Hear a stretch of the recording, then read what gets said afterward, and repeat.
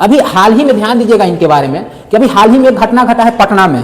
तो पटना में एक जहानाबाद जगह पड़ता है, वहां की एक लड़की पटना में आती है पढ़ाई करने, एक कंकड़बाग के गर्ल्स हॉस्टल में, निजी गर्ल्स हॉस्टल में रह के अपना पढ़ाई कर रही होती है। तो उसको मतलब 6 जनवरी को शायद उसको हॉस्पिटल में भर्ती करवाया जाता है और उसके पेरेंट्स को सूचना दिया जाता है कि आपकी बेटी को ठंडा मार दिया है, सो हॉस्पिटल में भर्ती है।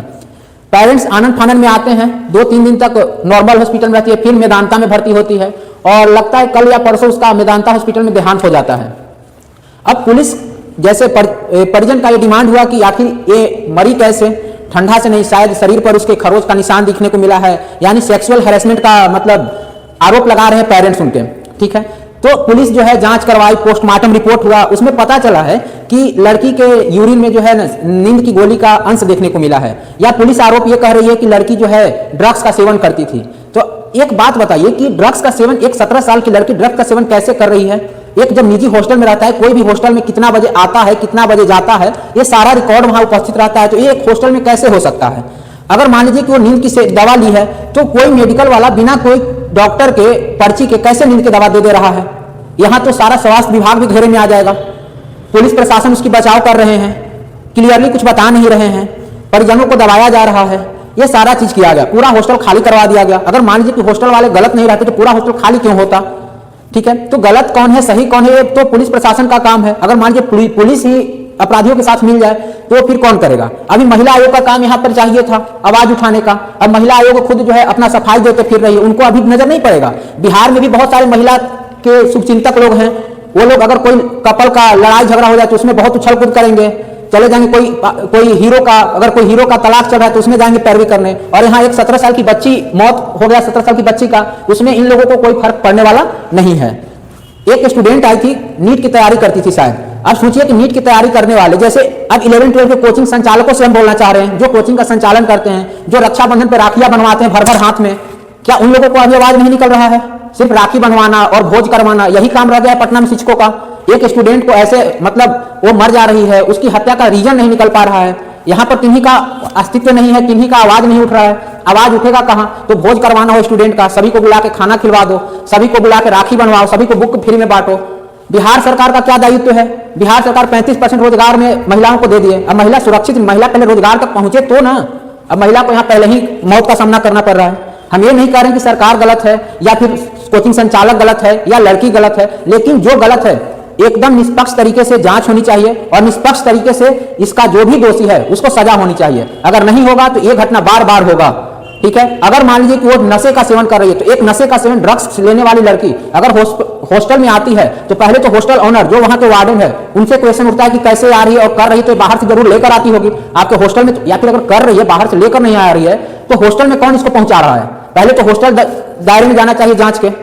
उसके बाद अगर नींद की गोली बाहर से लेकर आई तो एक आदमी को जिसको बिल्ली काट लेता है, मधुमक्खी काट लेता है, वो अगर दवा लेने एविल आए तो डॉक्टर, दुकानदार कहता है कि डॉक्टर से लिखवा कर लाइए तब हम एविल देंगे। उसके पास नींद की गोली कैसे पहुंच गई? अगर ये बात सच है तो डॉक्टर की रिपोर्ट के अनुसार उसको कौन सा डॉक्टर या कौन सा दुकानदार नींद का गोली ऐसे ही दे रहा है? अगर लड़की के साथ सेक्सुअल हैरेसमेंट हुआ है तो जो हमारे हॉस्टल के ऑनर हैं, शायद शंभू गर्ल्स हॉस्टल करके जो मुन्ना चौक के पास है, उसी में एक घटना घटी है। ठीक है, उसके लिए कैंडल मार्च जलाया जा रहा है, धरना प्रदर्शन हो रहा है। अब बताइए, धरना जो कर रहे थे या जो मार्च कर रहे थे उन पर पुलिस का लाठीचार्ज की है। ठीक है, तो यहाँ क्या ही बोले, प्रशासन ही ऐसे हो गई है यहाँ की, सिर्फ सरकार 35% आरक्षण दे दे और लड़कियों को मतलब सारे जॉब में भर्ती कर दे, उससे सिर्फ नहीं सुधरने वाला है समाज। समाज को सुधारने के लिए सभी लोगों को जागरूक होना पड़ेगा। सिर्फ जॉब देने से कुछ होना जाना है नहीं। अगर मान लीजिए 35%, अगर मान लीजिए सबसे पहले अगर बात करें बिहार की, सबसे ज्यादा वैकेंसियां बिहार में आ रही है बिहार पुलिस का। बिहार पुलिस में 35% महिला है। अब 35% महिला में, अब देखिए महिला के साथ ही ये हो रहा है, तो ये 35% महिला होने का कोई अस्तित्व नहीं रह गया है। आप कितना भी वैकेंसी से भर दीजिए, उससे कुछ होना जाना नहीं है। ठीक है, और जो महिलाओं के शुभचिंतक घूमे फिर रहे हैं समाज में, महिला आयोग के कुछ लोग होते हैं कि अगर कोई स्टार का तलाक चल रहा है, अगर कोई स्टार का लड़ाई झगड़ा हो गया, उनमें बहुत ज्यादा उछल कूद करेंगे, उनका सुलह करवाएंगे। कोई किसी का मैटर तलाक का चला गया है कोर्ट में, तो हम पति पत्नी को एक करते हैं, महिलाओं को न्याय दिलवाते हैं। यहाँ महिलाओं को न्याय दिलवाने वाले कहाँ गए? सारे पुरुष रोड पर उतरे हुए हैं, सारे पुरुष लोग कैंडल मार्च कर रहे हैं, सारे पुरुष लोग धरना कर रहे हैं, पुरुष लोग कर रहे हैं, महिला लोग कहाँ है? तो सिर्फ आयोग बना देने से काम नहीं चलने वाला है। आयोग को अच्छे तरह से चलाना पड़ेगा और समाज को थोड़ा बहुत आपको जागृत होना पड़ेगा कि समाज कैसे सही से रह सके, समझे? तो ये हमारा महिला आयोग का कार्य था। तो महिला आयोग के जान लीजिए कि कार्य होता है कि जो वंचित रहते हैं उन लोगों के प्रति आवाज उठाना, जो शोषित होते हैं उनको समर्थन देना, उनका आवाज उठाना समाज में, ताकि वो शोषण फिर से दूसरे के साथ ना हो। ठीक है, तो ये हमारा महिला आयोग के बारे में था। इसका अभी अध्यक्ष का बात करिएगा तो अभी अध्यक्ष में कौन है? विजय किशोर राहतकर हैं। अगर हम बिहार राज्य में महिला आयोग के, अगर बिहार राज्य का बात करिएगा तो प्रोफेसर अप्सरा जी हैं। अब बताइए, नाम है इनका अप्सरा जी, लेकिन आवाज तो उठ नहीं रहा, एक भी नहीं देख रहे हैं कहीं पे कि ये कुछ कर रहे हैं महिलाओं के लिए। ठीक है, वो भी एक कहीं कोई घर की, समाज की बहू बेटी या जो भी थी, तो उसके लिए भी निष्पक्ष जांच होना चाहिए। ठीक है, और कोचिंग संचालक भी थोड़ा इसमें कोऑपरेट करें, ताकि आप बिजनेस के लिए लड़कियों को हम 50% आरक्षण दे देते हैं, 50% फी माफ कर देते हैं, लड़कियों को फ्री में पढ़ाते हैं। अगर लड़की रहेगी नहीं तो पढ़ाइएगा किसको?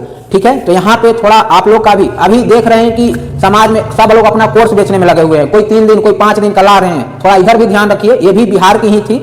और बाकी मुद्दा में जैसे आप लोग साथ सहयोग करते हैं, यहाँ भी आवाज जरूर उठाएं, बाकी ध्यान रखिएगा। अब इसके आगे हम चलिए, तो अभी तक हमने पॉलिटी का बहुत सारा सेक्शन कंप्लीट कर चुका है। अब पॉलिटी में ही ध्यान दीजिएगा कि एक आपको देखने को मिलेगा सांविधिक निकाय। सांविधिक यानी कि जिसका संविधान में कोई जिक्र नहीं किया गया है। ठीक है, तो एक आता है आपका राष्ट्रीय महिला आयोग। राष्ट्रीय महिला आयोग आता है, ध्यान दीजिएगा कि ये हमारा राष्ट्रीय महिला आयोग है। इसका गठन कब किया गया?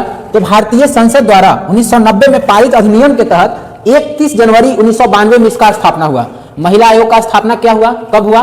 तो 31 जनवरी 1992 में इसका स्थापना होता है बाबू। अब ध्यान रखिएगा कि इसका कार्य क्या रहता है। तो महिला आयोग का कार्य रहेगा कि भारत भर में, ठीक है, अब मतलब महिला आयोग पहले तो जानिए कि ये भारत का राष्ट्रीय महिला आयोग है। उसी तरह राज्य का भी महिला आयोग का गठन होता है, और राज्य में भी महिला आयोग का गठन होता है। और बिहार राज्य के महिला आयोग के अगर अध्यक्ष का बात करेगा तो अभी अप्सरा जी हैं, नाम ही है इनका अप्सरा जी। ठीक है, और अगर हम केंद्र का महिला अध्यक्ष की बात करते हैं तो विजया किशोर राहतकर हैं।